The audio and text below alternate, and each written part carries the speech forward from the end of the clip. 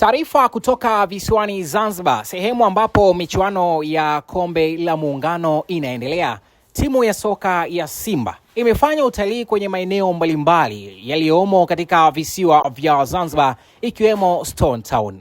Nikumbushe tu kwamba tayari Simba imekwisha kufanikiwa kutinga katika hatua ya nusu fainali ya michuano hiyo, ambapo rasmi wanatarajia kwenda kuumana vilivyo dhidi ya Mlandege katika hatua ya nusu fainali. Nusu fainali nyingine itakayochezwa ni baina ya wananchi Yanga Sports Club dhidi ya waoka mikate Azam FC ambao wao watashuka dimbani hapo kesho.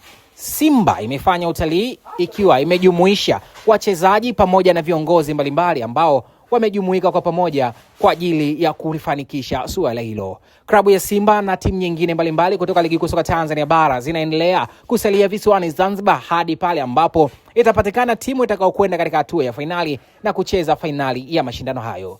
Kwenye hatua ya nusu fainali, timu pekee moja kutokea visiwani Zanzibar ndiyo iliyosalia, huku timu tatu zikiwa zimetokea visiwani Zanzibar.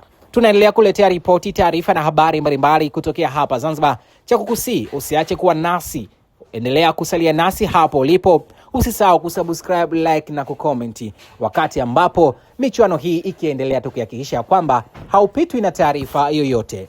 Picha unazozishuhudia hapo ni picha za wachezaji mbalimbali ambao wamejumuika kwa pamoja kwa ajili ya kwenda kutalii na timu hiyo, wakiwemo makocha na wachezaji wengine mbalimbali kama vile kina Eli Mpanzu Kibisawala. Nikumbushe pia kwamba Simba imeonyesha mapokezi mazuri ndani ya michuano hiyo kwa kuanza vizuri kwa kupata ushindi wa bao moja uliofanikisha kwenda katika hatua inayofuata. Mashabiki wa soka visiwani Zanzibar wameonyesha imani kubwa na timu yao, huku kila mmoja akiamini ya kwamba Simba itakwenda kutoa ubingwa wa kombe la muungano kama ambavyo wachezaji pamoja na benchi la ufundi la Simba wanavyoamini.